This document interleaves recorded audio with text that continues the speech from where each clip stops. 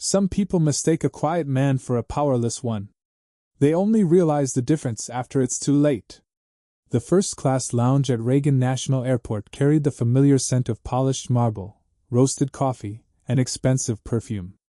Conversations drifted softly beneath the low hum of classical piano music, while executives in tailored suits glanced between laptops and departure boards with the calm confidence of people accustomed to being welcomed wherever they went. Nathan Walker sat near the windows overlooking the runway. His charcoal jacket had faded slightly at the elbows.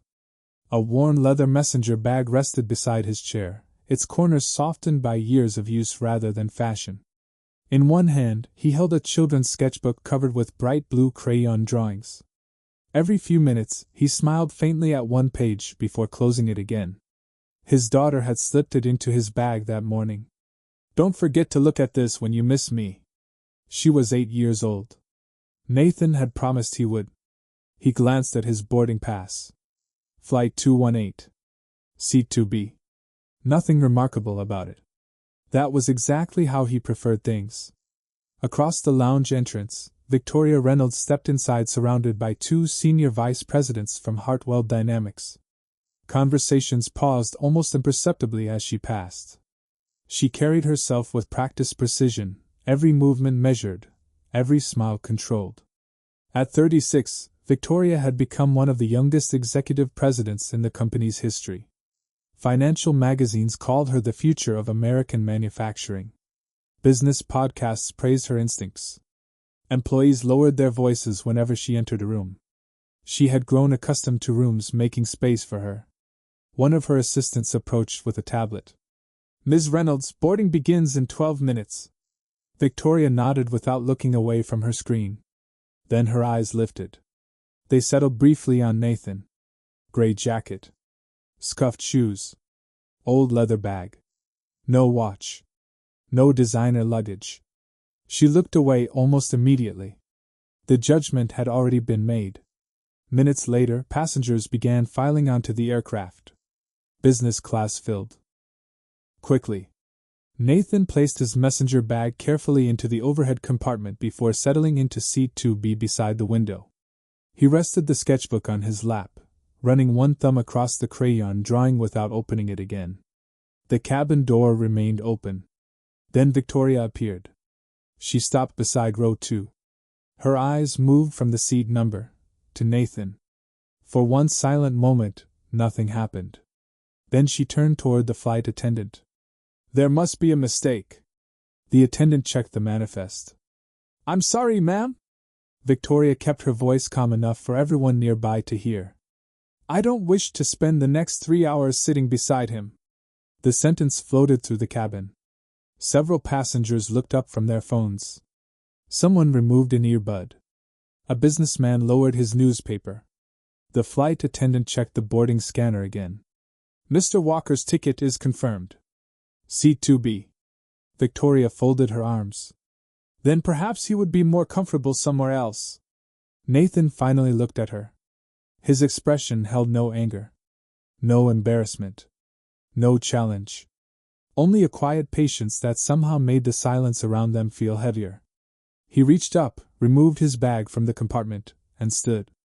"If changing seats makes the flight easier," he said evenly, "I don't mind."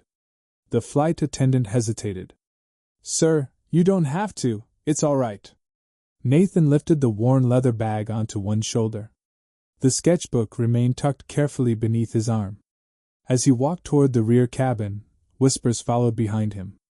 Victoria thanked the flight attendant with a satisfied smile before taking the newly vacant seat. Outside the aircraft, rain tapped softly against the windows. Inside, the boarding door closed. No one noticed the message that had just appeared on the encrypted tablet of Hartwell Dynamics Corporate Counsel sitting 3 rows behind them. Major shareholder has boarded. Board authorization meeting begins immediately upon landing. Attendance mandatory. The lawyer read the notification twice. Then, almost instinctively, he looked toward the back of the aircraft. Nathan Walker had disappeared beyond the curtain into economy. He quietly locked his tablet. Said nothing. And for the first time that morning, He began to wonder whether someone aboard this flight had just made the most expensive mistake of her career. 3 mornings earlier, Nathan Walker's alarm rang at 5:15, though he had already been awake. The apartment was quiet except for the soft rhythm of rain against the kitchen window. He stood for a moment with both hands resting on the countertop, waiting for the coffee to finish brewing.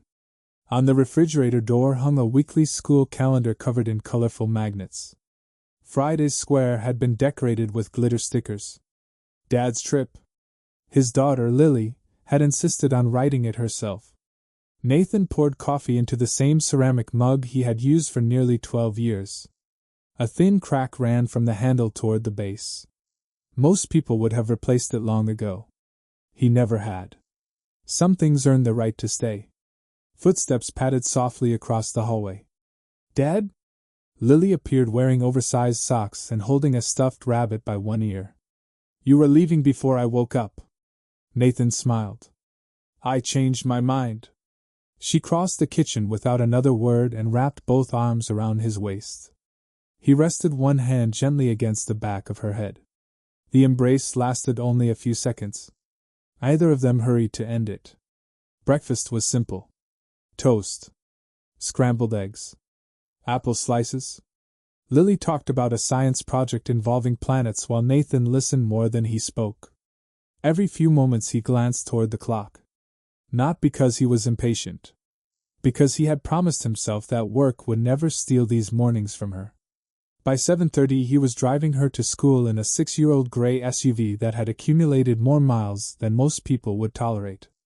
The heater clicked occasionally. The driver's seat showed signs of wear. It never bothered him. As Lily climbed out, she reached back through the open door. I put something in your bag. What is it? You'll see when you miss me. She smiled before running toward the school entrance. Nathan waited until she disappeared inside before driving away. His office sat on the 18th floor of an ordinary downtown building with no company logo on the exterior. The receptionist greeted him by name. A maintenance worker nodded as they passed each other in the hallway.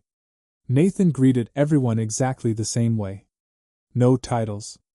No performances. His office itself surprised most first-time visitors. No oversized desk. No awards displayed on the walls. No framed magazine covers. Just shelves filled with industry reports, handwritten notebooks, and photographs of Lily taken over the years. At 10 o'clock, Michael Bennett, the company's general counsel, entered carrying a thick folder.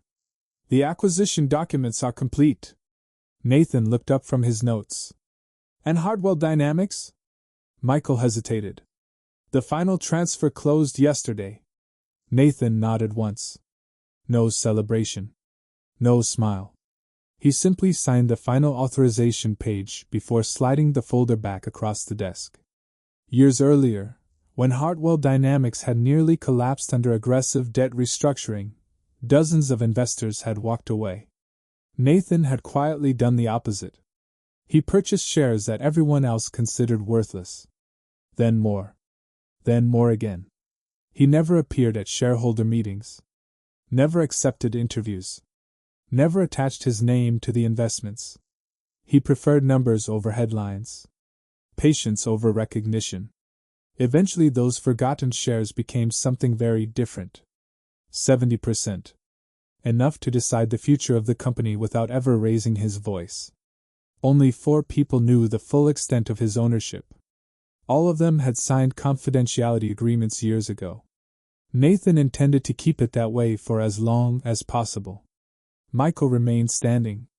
The executive leadership still believes the ownership is widely diversified. Nathan closed another notebook. They'll learn what they need to learn when the timing is right. Michael studied him for a moment. I heard you'll be traveling with several of their executives this afternoon. Nathan reached for his weathered leather messenger bag. So I've been told. You could request special accommodations. Nathan shook his head. I already have one. Michael looked confused. Nathan opened the bag just enough to reveal the children's sketchbook resting carefully inside. He smiled almost imperceptibly. My reason for coming home. Success had taught Victoria Reynolds one lesson that she never questioned. People revealed their value long before they opened their mouths. She believed it with absolute certainty. By the time she arrived at Hartwell Dynamics each morning, the executive parking garage had already filled with luxury sedans. Drivers hurried to open doors. Assistants balanced coffee trays while checking schedules on their phones. Every minute inside the building carried a price tag. Victoria thrived in that environment. She entered the glass tower precisely at 8 o'clock. The security guards greeted her by name. Employees stepped aside as the elevator doors opened. No one had instructed them to. Respect, she believed, should feel effortless. Her office overlooked the Potomac River. Floor-to-ceiling windows reflected the city skyline while framed magazine covers lined one wall. The new face of American leadership. 40 under 40. The executive reshaping manufacturing. She rarely looked at them anymore. Validation lost its excitement once it became routine. Her assistant, Claire, entered carrying the day's briefing folder. "You have the acquisition review after lunch." Victoria accepted the folder without lifting her eyes. "And the shareholder representatives?" Claire glanced at her notes. "Only legal counsel will attend. Apparently the principal investor still prefers anonymity." Victoria smiled faintly. "I've never understood people who hide behind lawyers." Claire hesitated. "They say the investor has unusual influence." Victoria closed the folder. "Everyone has influence until someone signs a bigger check." The conversation ended there. By noon, she was leading a strategy meeting. Revenue projections. Expansion plans. Factory modernization. Executives nodded as she spoke. She answered questions before they were fully asked. Confidence had become part of her rhythm. No one in the room noticed how often she judged people before hearing them speak. She noticed watches, shoes, tailoring, the quality of a briefcase, whether someone belonged. It wasn't cruelty in her own mind. It was efficiency. Her father had taught her years ago that appearances were signals. Successful people recognized signals. She had built an entire career believing he was right. Late that afternoon, Claire handed her the boarding pass for the Washington to Chicago flight. The board arranged first class. Victoria slipped it into her leather portfolio. "Who else is traveling?" Claire listed several executives from partner firms. Then paused. "There may be another passenger connected with the acquisition." "Who?" "We weren't given a name." Victoria barely reacted. "If they're important, I'll know soon enough." She left the office shortly afterward. Outside, rain had begun falling over the city. Her driver opened the rear door of the black sedan before she reached it. Traffic crawled toward the airport. Victoria spent the ride reviewing financial reports on her tablet, occasionally marking sections for discussion during the board meeting scheduled after landing. One line caught her attention. "Final ownership confirmation pending." She frowned briefly. Odd wording. Normally those documents contain names. This one did not. She highlighted the sentence before locking the screen. At the airport, airline staff escorted her through priority security. Passengers waiting in long lines glanced toward the dedicated entrance reserved for premium travelers. Victoria barely noticed them. The lounge doors opened automatically as she approached. Inside, conversation softened. She accepted a glass of sparkling water from an attendant without asking. As she walked deeper into the room, her eyes scanned the familiar landscape of tailored suits, polished shoes, designer luggage, and expensive watches. Then something interrupted the pattern. A man sitting quietly near the windows. An old messenger bag. A faded charcoal jacket. Scuffed shoes. No visible signs of wealth. No attempt to impress anyone. She looked at him for less than 2 seconds. Long enough to place him into a category. Someone who didn't belong. Without realizing it, Victoria had already made the decision that would follow her into the boardroom. She simply didn't know the boardroom belonged to him. The most important people in a company are often the ones no one recognizes. The flight landed in Chicago under a gray afternoon sky. Passengers gathered their luggage with practiced impatience, filling the aisle before the aircraft had completely stopped. Victoria remained seated until the line began moving. She disliked unnecessary crowds. Nathan had already disappeared. She never noticed him leaving. Outside the terminal, black SUVs waited along the curb for Hartwell Dynamics executives. Drivers stood beside open doors while assistants confirmed passenger lists with discreet efficiency. Victoria entered the first vehicle without breaking stride. "Straight to headquarters," she said. The driver nodded. Downtown Chicago slipped past the tinted windows as rain streaked across the glass. Victoria reopened the acquisition file on her tablet. Again, the same sentence caught her attention. Final ownership confirmation pending. No names. No signatures. Just legal references protected under confidentiality clauses. She frowned for a second before closing the file. Lawyers enjoyed making simple things complicated. Meanwhile, another black sedan pulled quietly away from the opposite side of the terminal. Nathan sat in the back seat, looking not at financial reports but at Lily's crayon drawing resting inside the sketchbook. A small yellow house. A blue sky. 2 stick figures holding hands. Across the top, written in uneven letters, "My dad always comes home." Nathan smiled before carefully sliding the page back into the folder. His phone vibrated. Michael Bennett. "The board members have all arrived." Nathan looked through the rain-covered window. "Good. They're expecting legal counsel." "They'll get legal counsel." A brief silence followed. "And me." Michael exhaled softly. "I imagine today will surprise a few people." Nathan looked at the drawing once more before closing the sketchbook. "Only the ones who stopped paying attention." The sedan continued downtown. At Hartwell Dynamics headquarters, preparations for the emergency board session were already underway.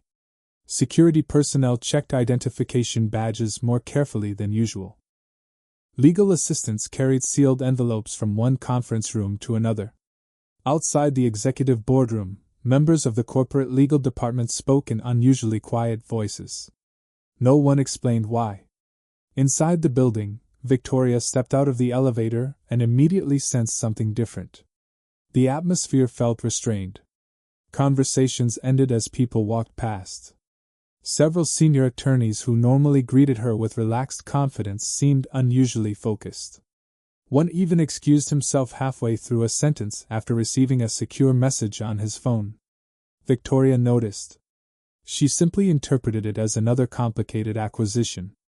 Nothing more. Down the hallway, Daniel Harper, the company's longest-serving facilities manager, pushed a maintenance cart toward the executive elevators. As the doors opened, he froze for a fraction of a second. "Nathan?" Nathan smiled politely. "It's been a while, Daniel." Daniel instinctively straightened his posture. I didn't know you were coming today. I wasn't sure myself until yesterday." Daniel glanced around the nearly empty hallway before lowering his voice. "They've remodeled the boardroom since your last visit." "I'm sure they have." For a moment neither man moved. Then Daniel reached forward and quietly pressed the private executive elevator key hidden beneath the standard control panel. The indicator light turned blue. That elevator required board authorization. Nathan thanked him with a nod. Nothing more. As the doors closed, Daniel remained standing in the hallway long after the elevator disappeared. A young employee beside him looked confused. "Who was that?" Daniel watched the numbers climb toward the executive floor. "Someone you never judge by his jacket." On the 32nd floor, Victoria accepted a fresh cup of coffee while waiting outside the boardroom. Across the corridor, the executive elevator opened without a sound. A man carrying an old leather messenger bag stepped into the hallway. Several veteran board members immediately stopped talking. One by one, they straightened their jackets. And without exchanging a single word, each of them turned toward Nathan Walker with a respect that no title alone could ever command. Embarrassment rarely ends with the first mistake. It usually grows because pride refuses to stop talking. Outside the executive boardroom, Small groups of directors exchanged quiet greetings while assistants distributed printed agendas in sealed folders. Victoria accepted hers without opening it. She noticed something unusual. No company logo. No meeting title. Only one sentence embossed in dark blue across the front. Board authorization session. Confidential. She raised an eyebrow. Legal certainly enjoys being mysterious.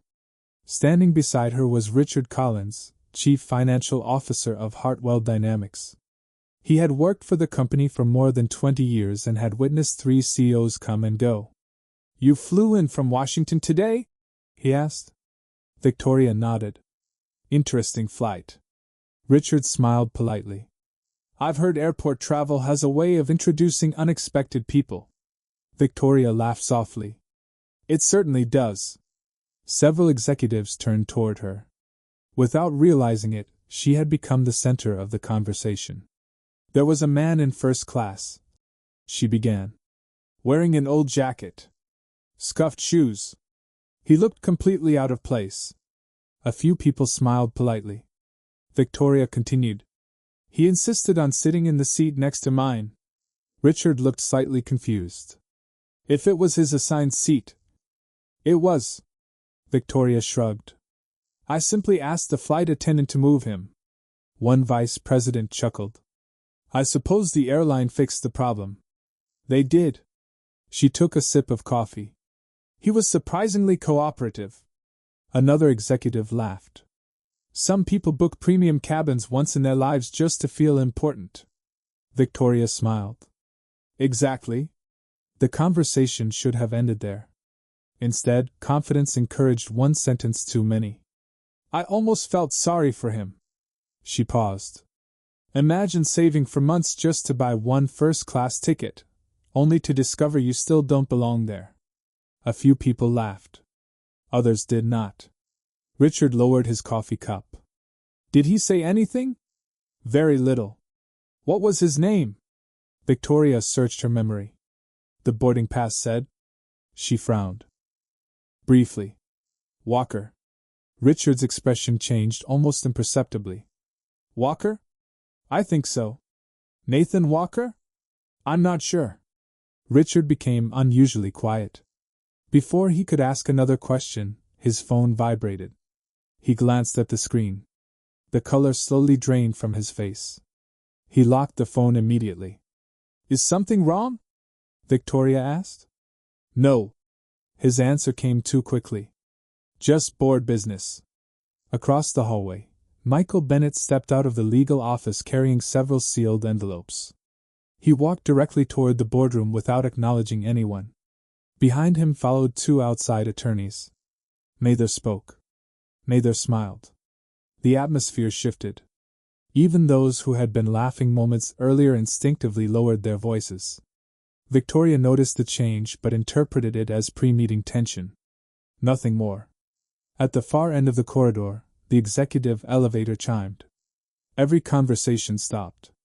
The sound itself wasn't unusual. The reaction was. Several board members straightened almost instinctively. One elderly director quietly buttoned his jacket. Another closed his laptop without finishing the email on the screen. Victoria followed their eyes. Nathan Walker stepped into the hallway carrying the same weathered leather messenger bag. The same faded charcoal jacket. The same calm expression.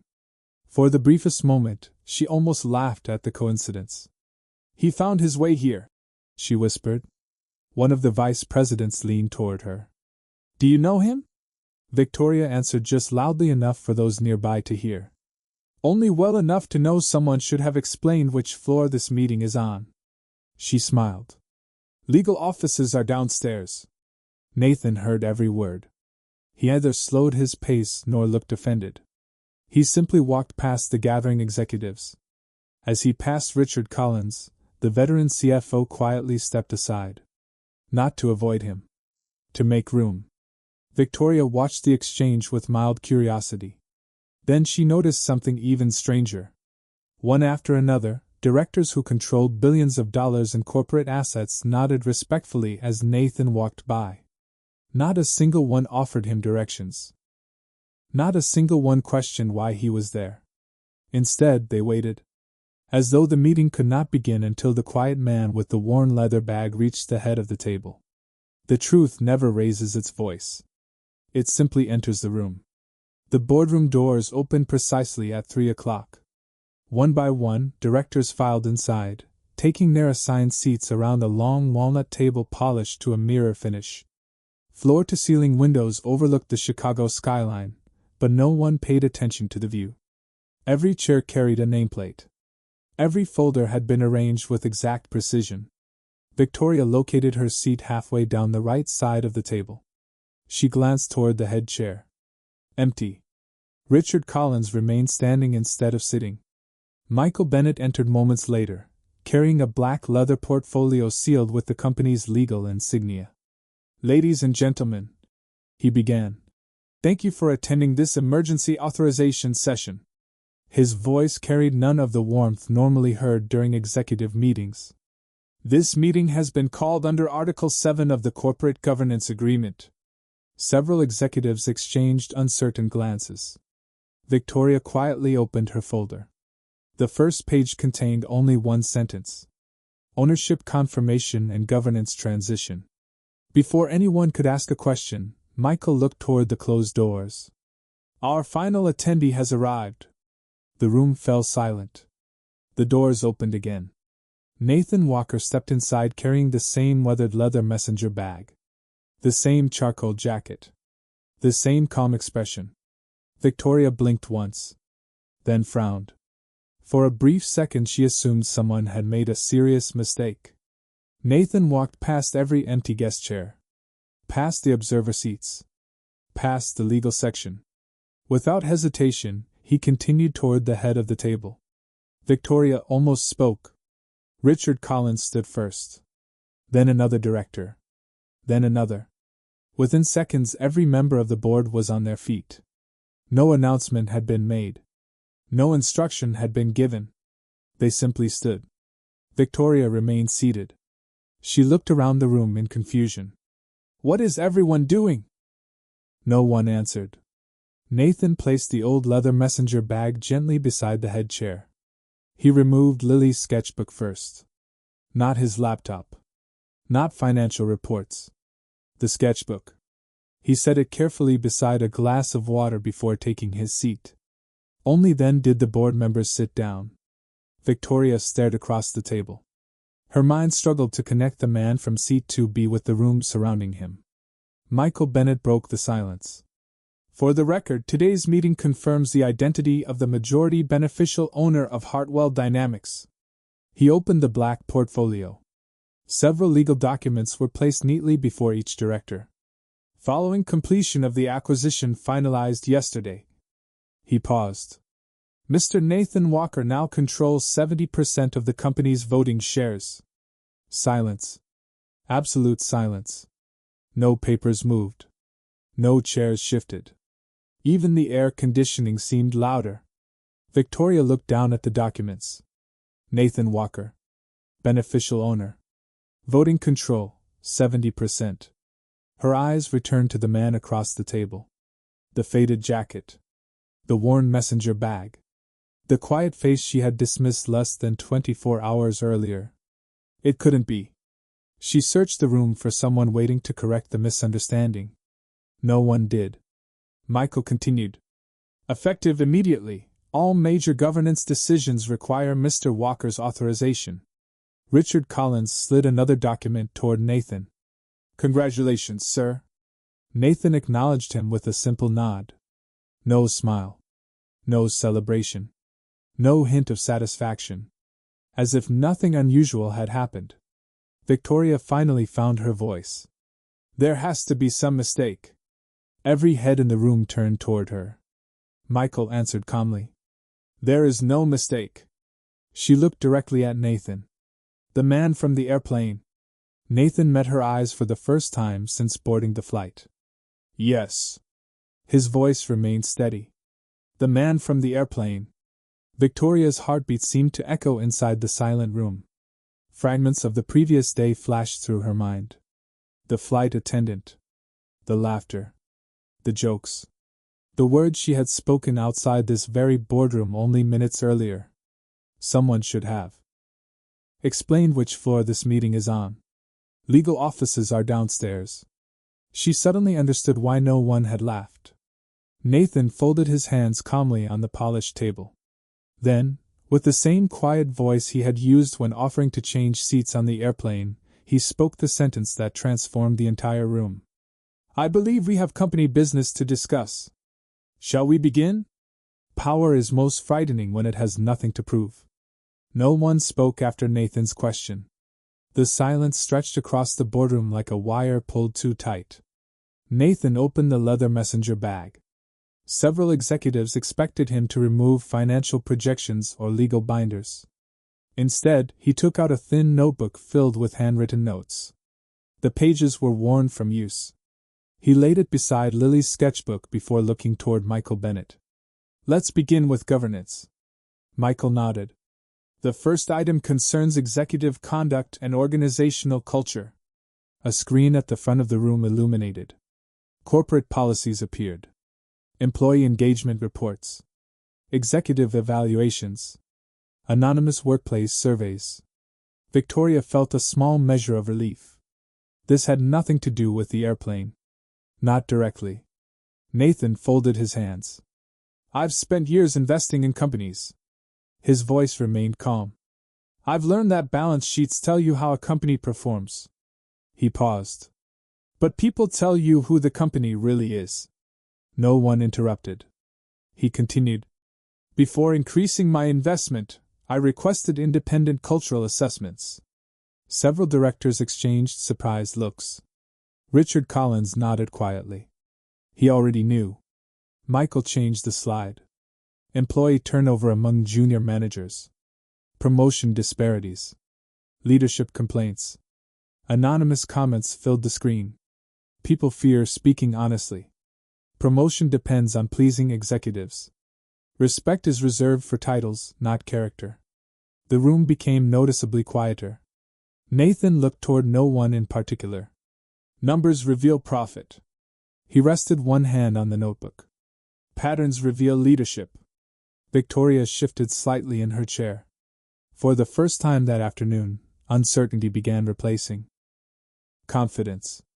Michael opened another folder. "We also reviewed executive behavioral observations." Victoria frowned. "Behavioral observations?" Nathan answered before Michael could. "I wanted to understand how senior leadership treated people who could offer them nothing." Another slide appeared. Reception staff. Security personnel. Maintenance employees. Flight coordinators. Administrative assistants. None of the names belonged to senior management. Nathan's eyes remained steady. A company's culture isn't measured by how executives treat investors. He looked briefly toward Daniel Harper, who had been invited to observe the meeting. It's measured by how they treat people with no authority. Daniel lowered his eyes. Victoria's pulse quickened. She suddenly remembered the maintenance manager stepping aside for Nathan earlier that day. It hadn't been fear. It had been respect. Michael placed another document before every director. Independent observations regarding executive interactions. Victoria glanced at the first page. Several routine incidents had been summarized. Receptionists ignored. Assistants interrupted. Security staff dismissed without acknowledgement. Small moments. Ordinary moments.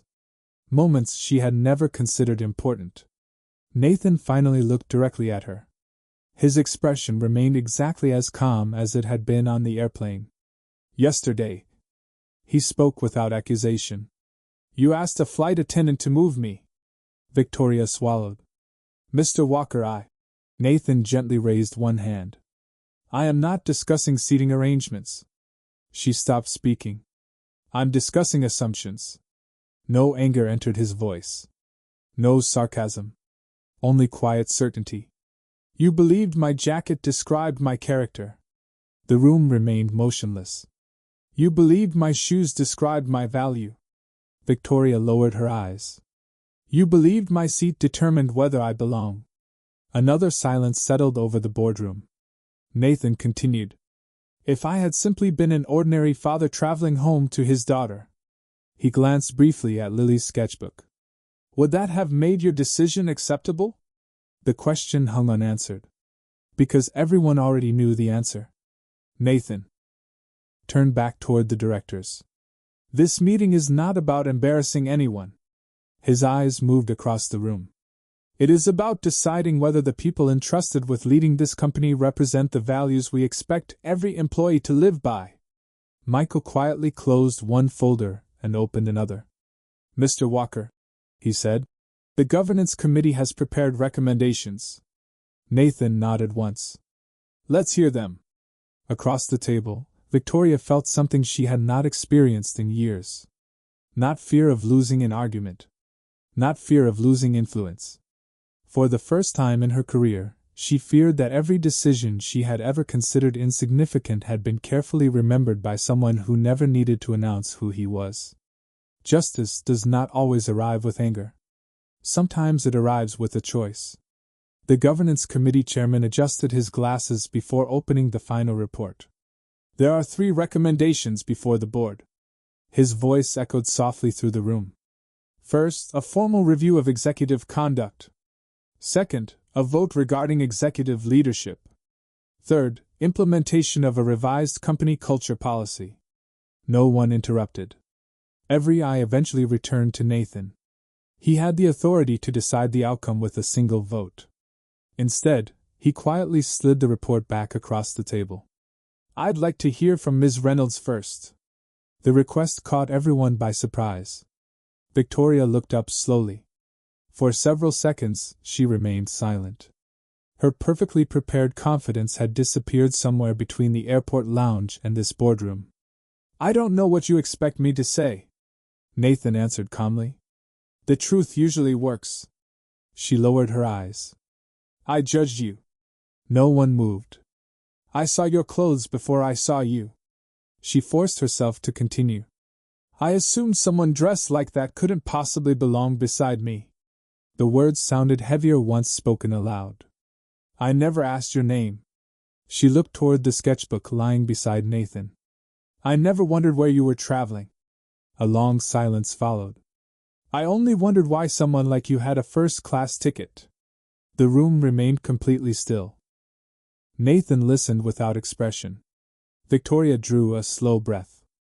I've spent years believing successful people could be recognized instantly. A faint smile crossed her face. It appears I was wrong. Nathan rested one hand lightly on Lily's sketchbook. My daughter drew this. He turned the cover slightly so those nearest could see the colorful crayon marks. She thinks every person deserves kindness. No one spoke. She's 8. He looked around the boardroom. Children often understand leadership long before adults do. Several directors quietly lowered their eyes. Nathan continued. When I invested in Hartwell Dynamics, I wasn't buying factories. He glanced toward the windows overlooking the city. I was investing in people. His attention returned to Victoria. The value of a company rises and falls with the decisions made when nobody important is watching. He emphasized the final word only slightly. Important. The distinction settled over the room. The receptionist. The janitor. The flight attendant. The father traveling home to his child. Nathan folded his hands. They're all important. Michael Bennett quietly placed the voting documents before each director. The governance committee recommends immediate removal of Ms. Victoria Reynolds as executive president. No one reached for a pen. Instead, every director looked toward Nathan. He could end the discussion immediately. He didn't. Nathan spoke softly.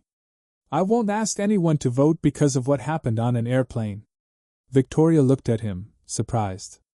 I won't ask anyone to vote because I was embarrassed. Another pause. If that were the reason. He shook his head gently. I'd be proving the very lesson we're trying to change. The directors listened in complete silence. Nathan nodded toward Michael. Review the full record. Michael opened another binder. Over the next several minutes, documented complaints filled the screen. Ignored employee concerns. Leadership intimidation. Promotion decisions influenced by favoritism. Exit interviews. Repeated warnings. Patterns that stretched back years. None of them involved Nathan. None depended on yesterday's flight. The evidence stood on its own. When the presentation ended, Nathan looked around the table. The board now has everything it needs. He picked up Lily's sketchbook, holding it carefully against his arm. I trust your judgment. One by one, directors reached for their voting cards. No raised voices. No celebration. Only quiet decisions made after uncomfortable truths. Victoria watched each card turn over. For the first time in her career, she understood that she wasn't losing her position because she had insulted the richest man in the room. She was losing it because, long before she met him, she had forgotten how to see the humanity in the people who had no power at all. The greatest victory is returning home unchanged by the power that could have changed you. 3 weeks later, the headlines had already moved on. Financial News reported a leadership transition at Hartwell Dynamics. Market analysts discussed governance reforms. Share prices rose steadily after investors welcomed the company's renewed direction. Most articles mentioned Nathan Walker only once. He had declined every interview, every television appearance, every magazine cover.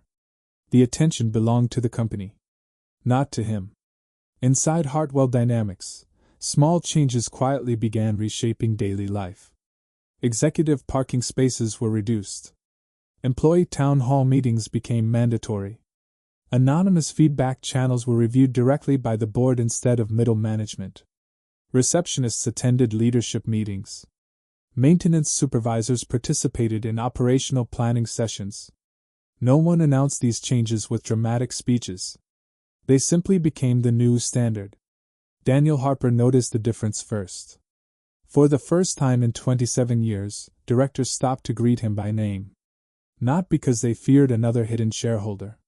Because someone had reminded them that respect was not a privilege reserved for executives. Across town, Victoria Reynolds carried a cardboard box through the lobby she had entered with confidence for nearly a decade. No photographers waited outside. No reporters asked questions. Several employees quietly nodded as she passed. She returned each greeting. This time, she looked directly into every face. Before leaving, she stopped beside the reception desk. The young receptionist smiled politely. Good luck, Ms. Reynolds. Victoria returned the smile. Thank you. Emily. The receptionist blinked in surprise. It was the first time Victoria had ever remembered her name. Sometimes growth arrived only after everything familiar had been taken away. That Friday afternoon, Nathan's phone rang just as he left the office. Dad? Lily's excited voice filled the car. Are you coming? I told you I would.